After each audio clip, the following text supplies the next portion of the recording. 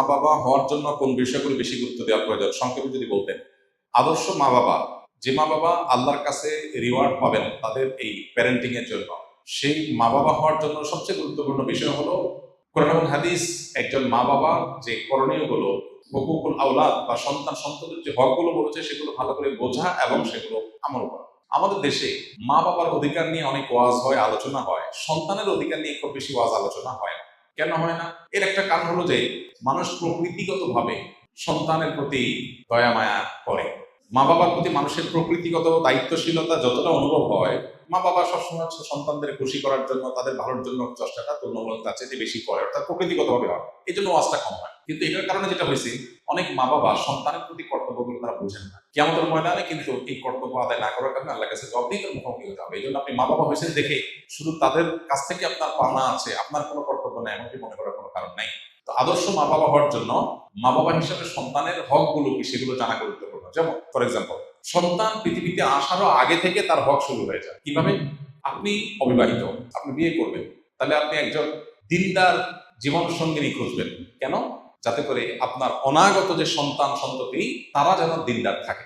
মা যদি আল্লাহভীরু হয়, সন্তান আল্লাহভীরু হবে। ওই চিন্তা থেকে আপনি ভালো মা তালাশ করলেন, এটা কিন্তু সন্তানের হক আপনি আদায় করলেন। আর আপনি ওইটা মাথায় রাখলেন না, আপনি টাকা পয়সা অন্যান্য বিষয়গুলোকে মাথায় রাখলেন, তাহলে আপনার সন্তান দিনদার আদর্শবান আল্লাহভীরু হওয়ার বিষয়টাকে আপনি খেয়াল করলেন না, তাহলে সন্তানের অধিকার নষ্ট করলেন একরকম।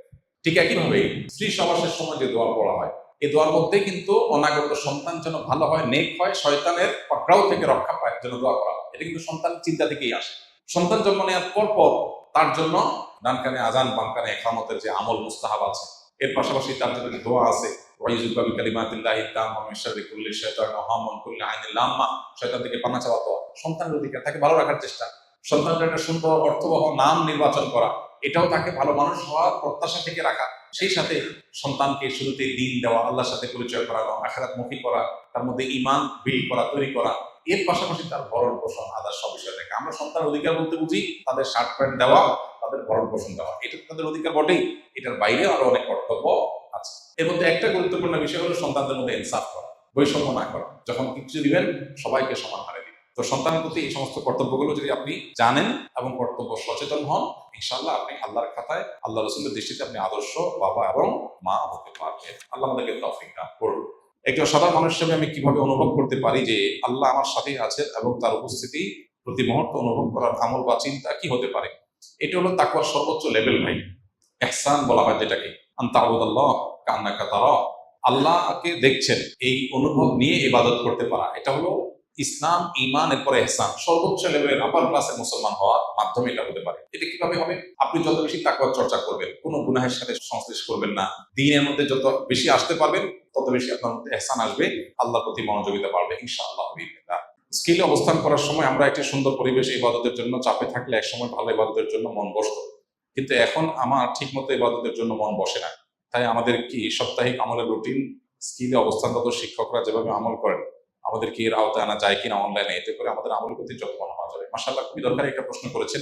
আমাদের অ্যালামনাই কোনো একজন ভাই যিনি আগে স্কিলে প্রশিক্ষণ নিয়েছেন, এখন কর্মজীবনে আছেন, কোথাও চাকরি বাকরি করেন, তার হালত বলেছেন তিনি যে এখানে একটা পরিবেশের মধ্যে থেকে আমল করা সহজ হয়, অন্য জায়গায় গেলে সেটা কর্মজীবনে সেটা হয় না। এটা মানুষের প্রকৃতি। মানুষ যখন অনুকূল পরিবেশে থাকে তখন আমল করতে পারে, প্রতিকূল পরিবেশে গেলে সেই সুযোগটা হয় না। এই জন্য তাকে কয়েকটা কাজ করতে হয়। এর মধ্যে সবচেয়ে বড় কাজ হলো তিনি যেখানে আছেন ওর মধ্যে তার অনুকূল পরিবেশ খুঁজে বের করতে হয়।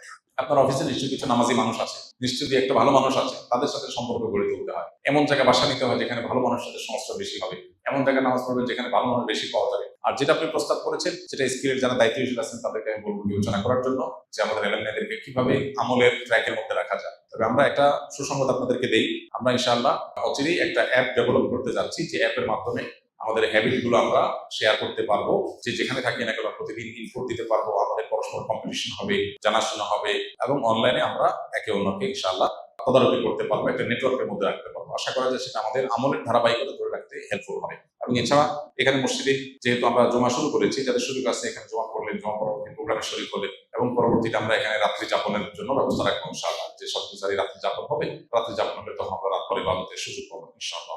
জেনারেল পড়ুয়া ছাত্রদের ক্ষেত্রে ক্যারিয়ার ও দিনের ভারসাম্য কিভাবে বজায় রাখা যায়?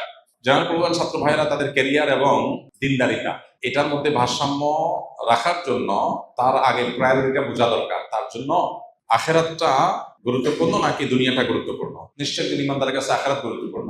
সেক্ষেত্রে পরিপূর্ণভাবে যদি তার ঈমান তিনি রপ্ত করে ফেলতে পারেন, ঈমান যদি তার কাছে স্পষ্ট হয়ে যায়, তাহলে ইনশাআল্লাহ বিদিনিল্লাহ তার জন্য এই ডিসিশন মেক করা সহজ হবে যে আমার ক্যারিয়ার এবং দিন দুইটার একটাকে রাখতে হলে আমি কোনটা রাখবো।